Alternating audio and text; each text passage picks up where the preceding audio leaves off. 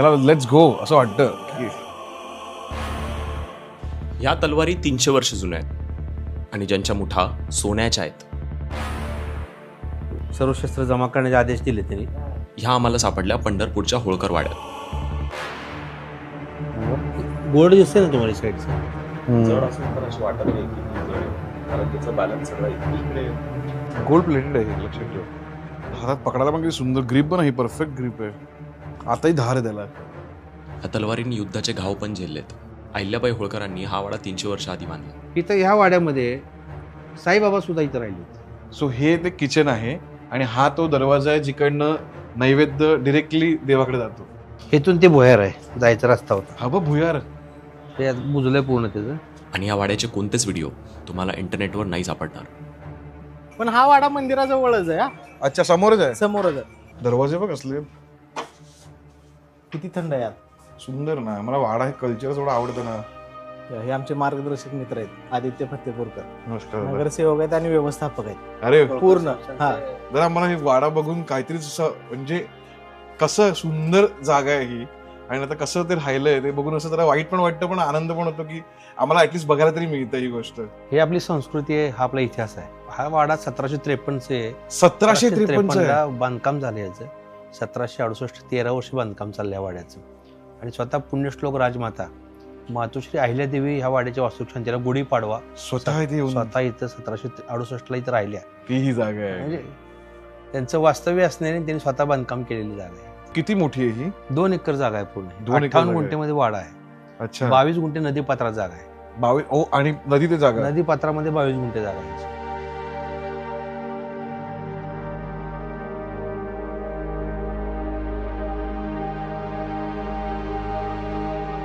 हा दरवाजे आहेत रे बघ.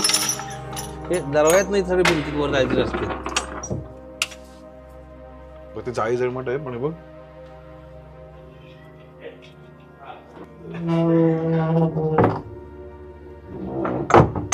आणि काय थंड आहे बघ सगळं ते.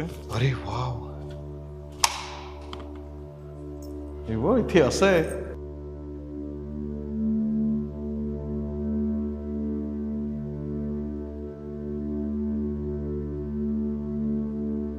वाड्याचा शिलालेख आहे तो इथे खाली लिहिला आहे. त्याच्यामध्ये उल्लेख तुकोजर होळकरांचा. तुकोजर होळकर इथे राहिले होते, तो त्यात लिहिलेला आहे. अहिल्यादेवीने जी सगळी मंदिरं बांधली ती सगळी महादेवाची. क्वचित तुम्हाला असं एका दुसरं मंदिर नवीन बांधलेलं दिसते. हा ह्या जेव्हा वाड्याचा पाया खोदत होते तर समोरची मारुतीची मूर्ती सापडली. ती आतमध्ये सापडली. पाया खोदताना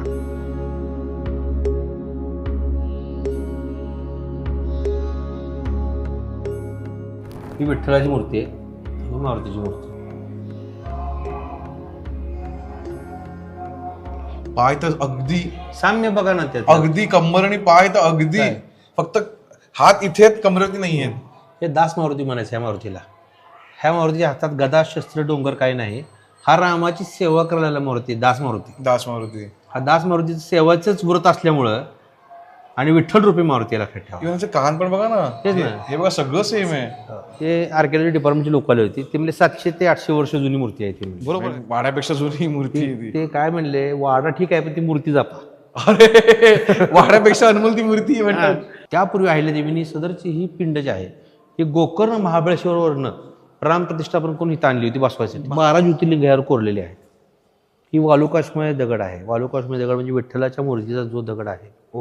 परंतु जेव्हा मारुतीची मूर्ती सापडली तर अहिल्यादेवींनी त्यांना पत्र लिहिलं की ज्याचा भक्त सापडला त्याच्या देवाची प्रतिष्ठापना करायची आहे तर त्या मूर्त्या मी पाठवून देते. राम लक्ष्मण सीतेच्या मूर्त्या त्यांनी बसवल्या. म्हणून ती आली म्हणून ही आली. आले हा.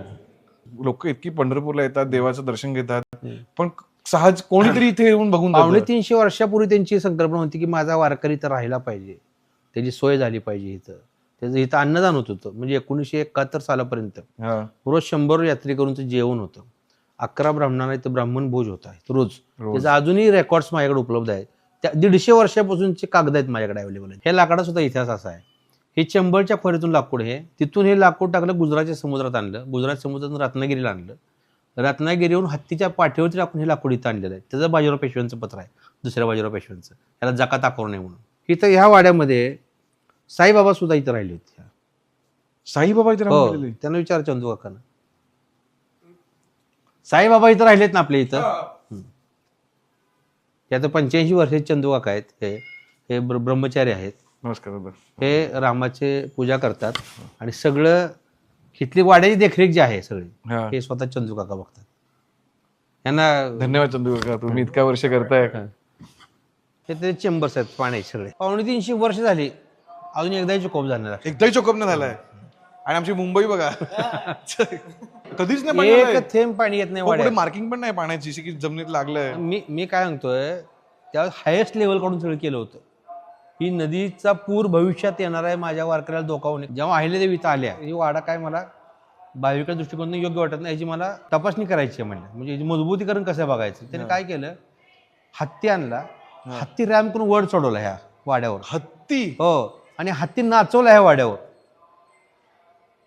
त्यामुळे याला होळकरांचा वाडा म्हणतात ना, तसं हत्तीचा वाडा सुद्धा म्हणतात. हत्ती नाचवले वाड्याच्या वरती? हो, ह्याचं मजबूतीकरण बघायसाठी.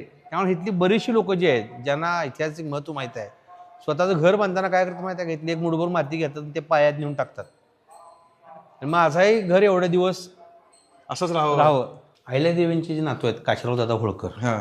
त्यांनी मकर बसवली. त्याचं त्यांनी 1785 अहिल्यादेवीच्या मृत्यूनंतर इथं आली. 1785 सालचा आहे. आणि अहिल्यादेवींचे नातू काशीराव होळकरांनी ही मूर्ती बसवली अहिल्यादेवींची.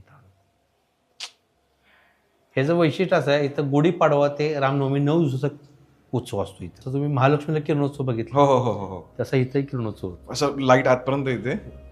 बरोबर रामनवमीशी रामाच्या चेहऱ्याचे सूर्यकिरण असं उघडलेलं पहिलं सूर्यकिरण समोरचं वर्ण. अच्छा, तिकडनं येतं. हो, बंद करा सगळ्या सगळ्या बंद करा. ओ, आणि सुंदर लाईट पडते. कन्स्ट्रक्शन त्यावेळेसचे, बरोबर. त्यावेळेसचे अक्षांश रेखांश बघून ती सगळी बांधणी केलेली आहे या मंदिराची करता. आणि इथं पाठीमागणं म्हणजे इथं दाखवतो स्वयंपाकखोली. आपण जिथं वर होतो तिथं स्वयंपाकखोली आहे. हा.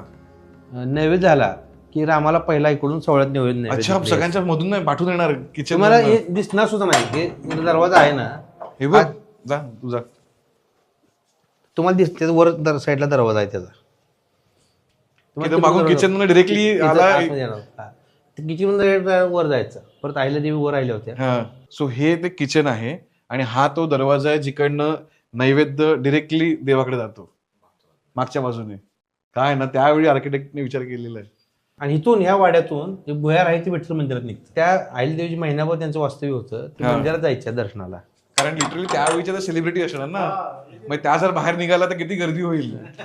आता लोक कॅप आणि गॉगल घालून बाहेर पडतात, तेव्हा ते भुयारात जायचं. इथून ते भुयार आहे, जायचा रस्ता होता. हा बघ भुयार, हे बुजलंय पूर्ण त्याचं. असं हे चंदू काका आहेत ना, हे जात होते ना भुयार. भुयारात जायचं. हो, ते हे चंदू काका आहेत ना आत्ताचे पुजारी. ते असं 6 फूट उंच आहे, 4 फूट रुंद आहे, म्हणजे पूर्ण दगडी बांधकाम आहे. म्हणजे महम्मद गझनी जेव्हा भारतात आले तेव्हा त्यांनी काय केलं, तर सगळी मंदिरे फोडायला सुरुवात केली. आणि त्यांनी सगळ्यात मोठं मंदिर जे फोडलं ते काशी विश्वेश्वराचं लिंग आहे. ती लिंग हातोड्याचा घाव घालून फोडलं. ती लिंग नसताना फक्त ब्राह्मण समाज त्याची पूजा करायचं. त्याने अकबरांची परवानगी घेऊन ते लिंग बसवायचं ठरलं. त्यानंतर त्याने आणलं, ते लिंग बसवलं. ते एकतर माप घेऊन जायचे, ते लिंग बसवलं तर एक तर बारकं व्हायचे किंवा मोठं व्हायचं. अहिल्यादेवींच्यासाठी जेव्हा त्यांची पालखी आली तेव्हाच ते सगळे फुलं वगैरे टाकत होते. अहिल्यादेवी आल्या दर्शना आल्या, त्यांनी बघितले की हे लिंग कुठं आहे. तिथलंच एक लिंग अहिल्यादेवीने उचलून त्यावर ठेवलं, ते बसलेलं. हा इतिहास लोकांच्या समोर येणं गरजेचं आहे की अहिल्यादेवीने ते लिंग ठेवलं आणि तिथं बसलं, ते लिंग अहिल्यादेवीने ठेवलेलं. त्यावेळेस पूर्ण आशिया खंडातली लोक तिथं सगळे धर्मस्पर्शात भरली. त्यामध्ये अहिल्यादेवींना पुण्यश्लोकी पदवी बहाल करण्यात आली, लक्षात ठेवा. आणि त्याच काशीमध्ये त्यांचाच घाट आज डेव्हलपमेंटच्या नावाखाली. अत्यंत दुःखद गोष्ट. ये मणिकर्णिका तीर्थ जो चौतरा था, मणि थे जिसमें मंदिर वगैरह थे, इसको तोड़ा गया. विकास होना चाहिए लेकिन अपने पुराने धर्मों में समझौते हुए. काय झालं की घटना घडली. आमचे यशवंत होळकर महाराज तिथं प्रत्यक्ष बघायला गेले. ते जेव्हा तो तोडायला घेत होते, तोडून सांगितलं पण नव्हतं कोणालाही कामाला कळलं नाही. काय म्हणता. हो, हे रात्रीतनं सगळं उद्ध्वस्त केलं तिथं. जेव्हा सकाळी ही बातमी पसरली तेव्हा यशवंत होळकर महाराज आमचे ट्रस्टचे ब्रिगेडियर रणजित डेडवाल सर तिथं बघायला गेले. तिथे प्रत्यक्ष बघितलं, पूर्ण उद्ध्वस्त करून ठेवला होता घाट. मूर्त्या अहिल्यादेवींची मूर्ती आहे तिथं, गंगे मातेची मूर्ती आहे. आणि ते मी जाऊन आलो बऱ्याच वेळा तिथं. आमचा होळकरांचा वाडा पण आहे काशीमध्ये. हो, आणि म्हणजे की कुठं चाललंय ह्या गोष्टी. तेच ना. मला अनेक लोकांचे फोन आले की म्हणजे आता फोडल्यानंतर काय करणार मला सांगा. हो, त्याने- फोडून झालं आता काय करणार त्याला. फोडायच्या अगोदर त्याला प्रयत्न करता येईल. फोडून झाले आता त्याबद्दल काय करतात अनेक म्हणजे तो आपला इतिहासच तुम्ही नष्ट करायला. परदेशातले लोक भारतात काय बघायला येतात. खरंय. आणि तुम्ही आणि आपला इतिहास आपल्या हजारो वर्षापूर्वीचे म्हणजे मोहनजोदडो असतील किंवा अजिंठा वेरूळ लेणी असतील. हो. आपल्याकडे काय ताजमहल असतील म्हणजे ही आपली इतिहास आहे आपला. इतिहास आहे आपला. हा इतिहास बघायला परदेशी लोक इथे येतात. तुम्ही काय दाखवणार त्यांना काय नंतर? दाखवणार तुम्ही. आज दुबईला आपण जातो आर्टिफिशियल बघ. काय दुबई तर मला बिलकुल नाही आवडत नाही बघायला. नाही दुबई आर्टिफिशियल आहे सगळे. हो, हो. कारण जे फाउंटन काचा सगळ्या. काय मला सांगा ना तिथं नॅचरल काय स्रोत आहे काही काहीच नाही. त्यांना कोणाला हिस्ट्रीच नाही. इथं आपल्याकडे गड history किल्ले आहे. इथं गड किल्ले बघा लोक हो 2-5 हजार किलोमीटरवरून लोक इथे येतात. खरंय. ही संस्कृती इतिहास बघायला आपला हो हजारो वर्षापूर्वीचा इतिहास आहे या भारतीय संस्कृतीचा. हो. आणि ते नष्ट झाल्यानंतर लोक काय बघणार. आणि हे आत्ताचं काहीच नाही. लाकूड कसलं आहे पण अजून काय झालं नाही त्याला पण इतक्या वर्ष. सामान आहे pure. ढाल अडकवायचे. ढाल अडकवायचे ते. ढाल इथं तलवारी होत्या. कोणत्या तशा आहेत. इथं तलवारी होत्या बंदुका होत्या अच्छा म्हणून त्यानंतर त्यानंतर तोफा होत्या इथं. 1981 साली इंदोर गव्हर्नमेंटने म्हणजे मध्य प्रदेश गव्हर्नमेंटने आपल्या हा. गव्हर्नमेंटला पत्र लिहिलं आणि पोलीस बंदोबस्तात सगळे इथनं घेऊन गेले. घेऊन गेलं इकडं सगळे घेऊन गेले इथून तिथे इंदोरच्या म्युझियम मध्ये. म्युझियम मध्ये ठेवले. तिथे लिहिलंय पंढरपूर संस्थान की तरफ से म्हणून. इथे 2 तलवारी आमच्याकडे चंदुकान ठेवल्यात गपचूप पूजेला पूजेसाठी अरे वा. दसऱ्याला दसऱ्याला पूजा करतो. त्यातल्या. आणि त्या 2 तलवारी तुम्हाला बघायला दाखवतो. हो, त्याच्या बघा. मोठी सोन्याची आहेत. काय म्हणता. चांदीच्या त्याला फुले येते.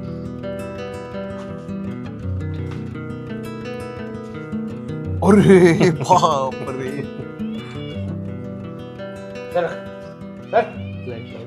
हा जर गोळा म्हणजे डोक्यात जरी पडला ना माणूस मेला. म्हणजे हे बघ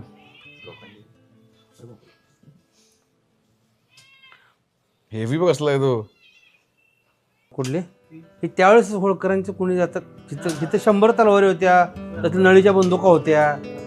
ते सर्व शस्त्र जमा करण्याचे आदेश दिले त्यांनी.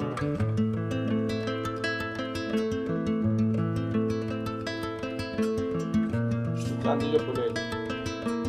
नाही ते सोन्याचं आहे ते त्यांनी सांगितलं ते मधलं बोर्ड दिसतंय ना तुम्हाला साईडचं सोनं आहे ते. कोणाकोणावर किती घाव झालेले ते सगळं त्याच्यावर खासायच्या.